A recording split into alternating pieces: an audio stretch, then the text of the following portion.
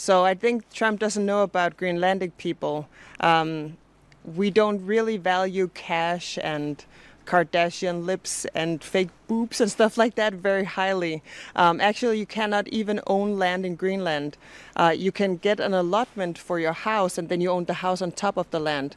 But Greenlanders don't believe in the land is for one person, is for everyone. And so is the seas, like the riches that we have there. So it's a big miscalculation that he thinks that Greenlanders would be incited by cash or something like that. We're not.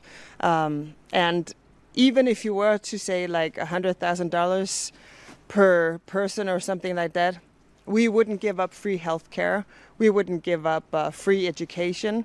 We wouldn't give up being a part of Europe. We wouldn't give up on our sovereignty eventually. And we're a very sovereign people within the Kingdom of Denmark. We're autonomous right now.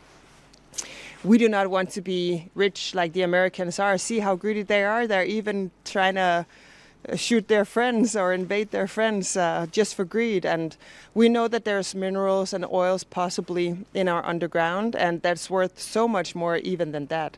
But even if we didn't have that, we would still not be bought. So everyone here knows about the Inuit in Alaska and all of the native tribes, Indians, American Indians who are there. Their land was taken from them and they haven't been treated that well in America. And we know that Trump is very much surrounding himself, at least with the white power people. And we are not white, as you can see. We are of color. And so we know our rights probably would be taken away. And we also know that we're very good as we are together with Denmark. As mentioned before, we have free healthcare, we have free study. Whatever you want to study, you can do that for free. And actually, government will give you money to study. So while you're studying, you're getting a grant from your government. So all of that we wouldn't trade for, like the welfare state. We wouldn't trade for anything in America. But also, you have to remember, a lot of Greenlanders have family, like their mother or father or grandmother or grandfather who's Danish. We do have a 400 years history together or more in terms of being interconnected in that way. So, and we're also seeing a lot of protests in America right now that is unsettling with the ICE agents who are sort of going after a lot of people. And from here, it looks like maybe he's going a lot after brown people. And we are considered brown people, as you can see. So, yeah, we would rather stay with Denmark. Thank you. America has had up to 17 bases here, and they have closed them all down except for one, the Bidufik Space Base.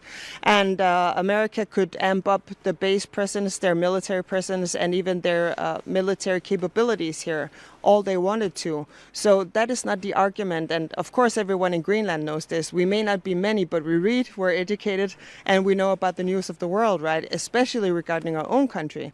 So we know about the treaties that we have with America.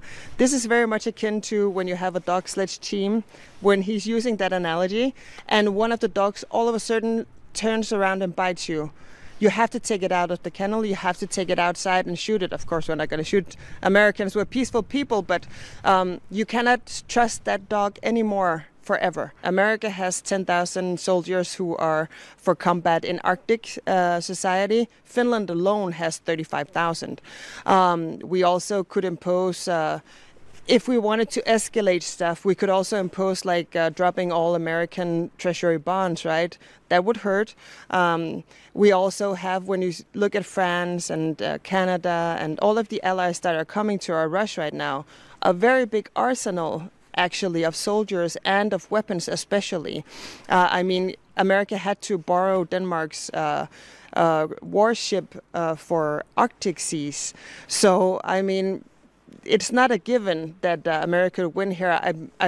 We fought alongside America in a lot of other wars around the world because we wanted to adhere to the treaties that we had gone through. But they have seen that some of the street fighting in Syria, for example, has been very, very hard on Western soldiers, right? I imagine it would probably be the same in Greenland. It would be like something else.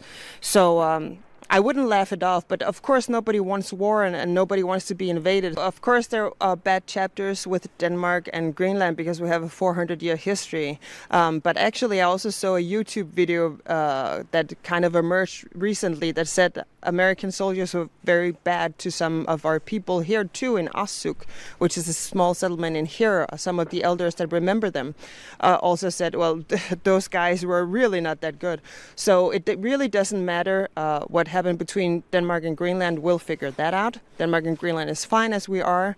We will figure it out. If we want to be independent, Greenlanders should be able to decide that, not with pressure from a superpower somewhere. And we are well aware that if we became independent tomorrow, he would just invade us because he would have no problems with NATO, Europe, everything else. So I think he's banking sort of in a very insulting way that Greenlanders are like stupid, uneducated people who doesn't follow the news around the world, and we're not. It's the exact opposite. We're going to be here hundreds of years after Donald Trump. Even if he invaded us, I think we would just wait him out like bad weather. Everyone here knows that the weather decides. If we get a storm, we may have to hunker down for a day or two, and we will hunker down for a year or two, or even 10 years or 20 years, and then we'll go back to Denmark as soon as Trump and his likes were gone. Everyone wants a peaceful solution. Donald Trump is the only one who seems to want to fight, and I don't even think the American military would want to fight. It just seems crazy and unhinged. It seems like he's going to pay off some of his wealthy donors so he can run for president a third time, to be honest. That's what most Greenlanders are thinking. We don't know, but that's what we're thinking. They already did a poll last year. 6% only was pro-American. I have seen a lot of videos on social media lately where they are saying, I'm sorry, I was wrong about MAGA, I was wrong about America. So I would think it would be even less percent now. So only 6% a year ago, and I think probably even fewer now. 85% overwhelmingly said no last year. As I said, I think the percentage is higher now. So no. Decisively no. Nobody wants NATO to be pitted against each other. Nobody. I mean, nobody, except maybe Donald Trump, and nobody knows why. We're thinking, is he too good friends with Putin, or what is happening here? Nobody wants Greenland to be a battleground.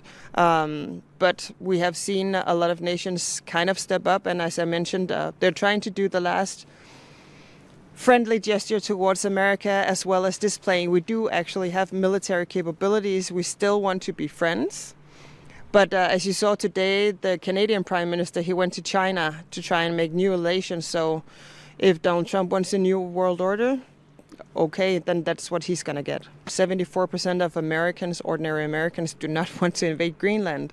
And I think probably amongst those 74%, most of the military capability is probably in there because they know they would be attacking a NATO ally. They know they would be going into a European country. And since World War II, the Western Hemisphere has kind of banded together. So it's very weird that he's trying to do that. Some Europeans are hoping that maybe he's just trying to get them to really amp up their military quick. I don't think so. I think he wants Greenland, but we'll see.